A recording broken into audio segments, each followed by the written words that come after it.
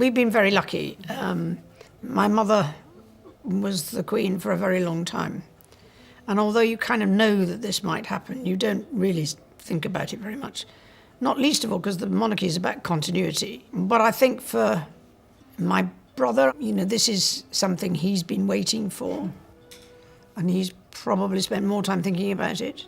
Behind Buckingham Palace's gates, where power is passed down through bloodlines and whispers carry the weight of history, something unexpected has surfaced. Princess Anne just revealed the late Queen Elizabeth's final message, but what exactly did the Queen say about Catherine, the Princess of Wales? And why is this message shaking the very foundation of the monarchy? Before we reveal the Queen's powerful final words, let's take a step back and understand the woman bold enough to speak them. It doesn't sound like a good idea from where I'm standing, I have to say. I'm not quite sure what else we can do. Princess Anne has always stood apart in the royal family, not because she tries to, but because she simply doesn't care for the spotlight. While others handle scandals, headlines, and public drama, Anne focuses on duty. She's known for her no-nonsense attitude, her blunt honesty, and her refusal to let emotion or politics get in the way of what needs to be done. For decades, Anne has been the monarchy's quiet workhorse, often logging more engagements in a single year than any other royal.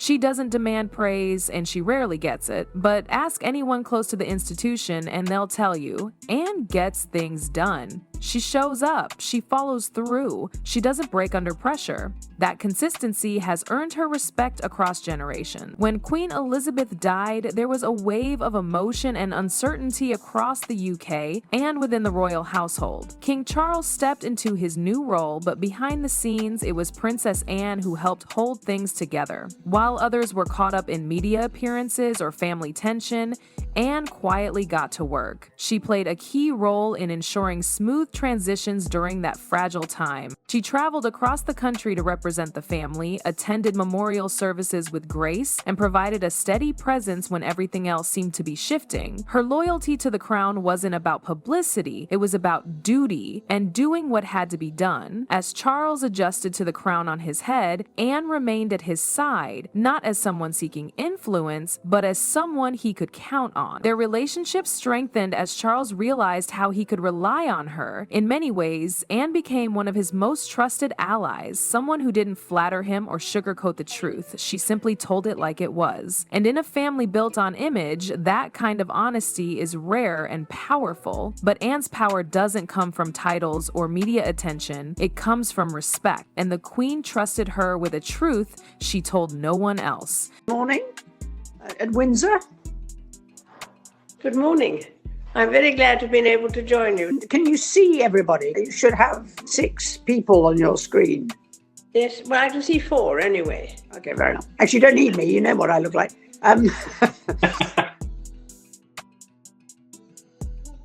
The relationship between Queen Elizabeth and Princess Anne was never loud or flashy. It didn't play out in public the way other royal bonds have, but behind palace walls, their connection was one of deep understanding. Both women knew what it meant to carry responsibility from a young age. Both understood the pressure of duty, and unlike others in the family who sometimes needed direction, Anne never needed reminding of her role. From childhood, Anne took on her responsibilities without fuss, and the Queen noticed. Over time, that sense of reliability turned into something more personal. Elizabeth began to confide in Anne not just as her daughter, but as someone she could trust with sensitive thoughts. Someone who didn't leak, didn't embellish, and never sought praise for listening. By the Queen's final years, their bond had grown even closer. Anne was a regular presence at Balmoral, the Queen's beloved Scottish retreat. They shared quiet mornings, often away from royal advisors or outside interference. During those private moments, the Queen opened up in ways she rarely did with anyone else, and as the Queen's health began to fade, Anne became her steady companion. She was present for many of her mother's last conversations, offering silent support without overstepping.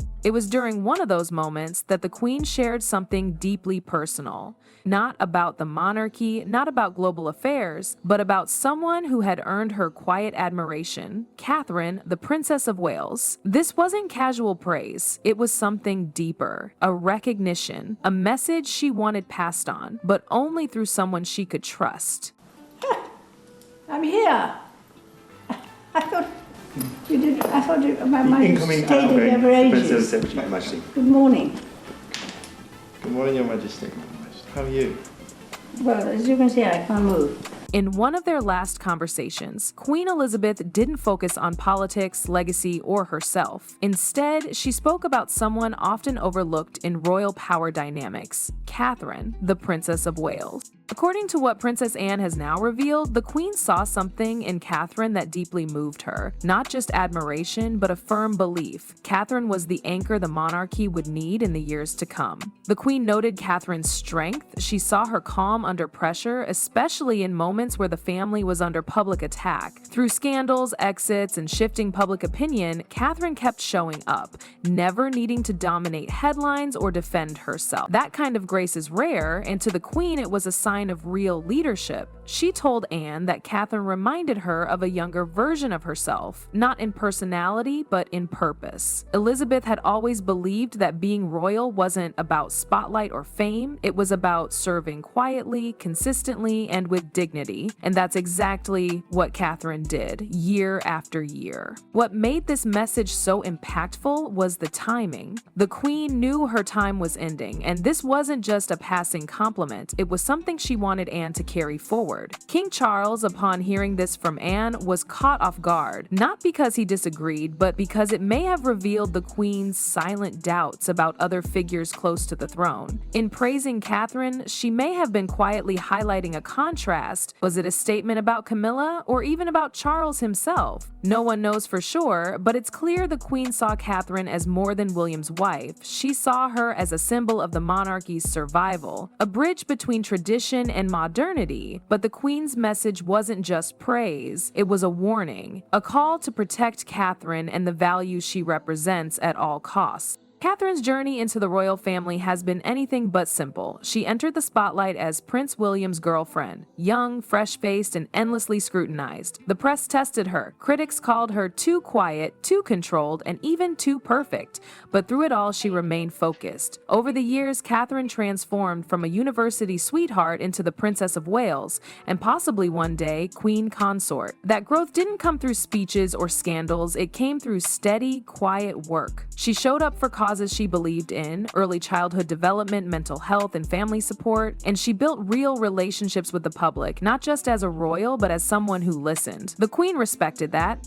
She didn't want Catherine to be like others who chased attention or got caught in family drama. She valued how Catherine kept her head down and got on with it, just like the Queen had done for over 70 years. Even during turbulent royal moments, Harry and Meghan's exit, tabloid storms, and family tension, Catherine kept her cool. She never publicly criticized anyone, she never played into drama. That kind of quiet control was exactly what the Queen believed the monarchy needed, and maybe that's why she gave Catherine that blessing before she passed. It wasn't just admiration, it was recognition, a nod from one queen to the next generation's guiding figure. But as Catherine's star rises, not everyone in the palace is applauding. Could the Queen's blessing spark tension within the family? Some people will see advantage in keeping the existing system, others will see advantages in changing it.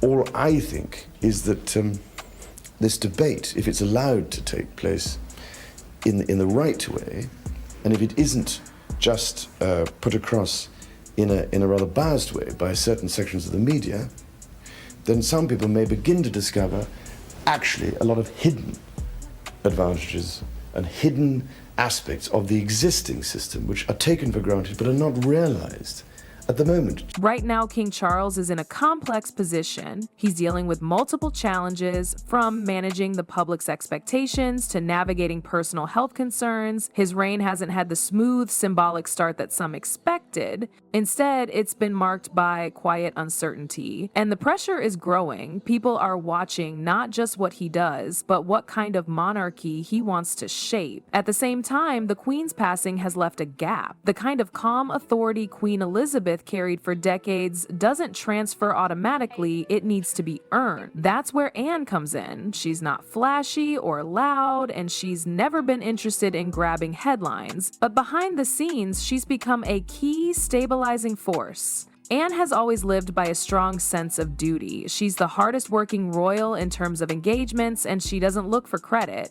After the Queen's death, Anne quietly stepped into a more central role, offering Charles both guidance and support, but more importantly, she's now carrying something deeper, the Queen's unspoken vision for the future. When she shared the Queen's final words about Catherine, Anne wasn't just passing on a compliment, she was delivering a message that reflected the Queen's hopes and her fears. The monarchy, after all, survives not just through bloodlines, but through public trust. The Queen had seen enough to know that titles don't guarantee that trust, so when she singled out Catherine as the figure who embodies stability, respect, and a deep connection to the people, she was making it clear this is what the monarchy should protect. Not just the throne, but the values that give it meaning. Catherine in many ways represents what the monarchy needs to hold on to. Tradition without arrogance, grace without ego, and a quiet strength that speaks louder than any tabloid headline. This changes things for Charles. The Queen's words shared by Anne serve as both a reminder and a challenge. As king, he must steer the institution in a way that honors his mother's legacy, and that means recognizing where the real anchors are, not in grand ceremonies or old customs, but in the people who quietly keep things steady. And so with one message whispered from a queen to her daughter, the course of the monarchy may have quietly shifted forever. Queen Elizabeth may no longer be with us, but her influence is far from gone. Through Anne, the daughter who never sought the spotlight, her voice still echoes. And her final message about Catherine,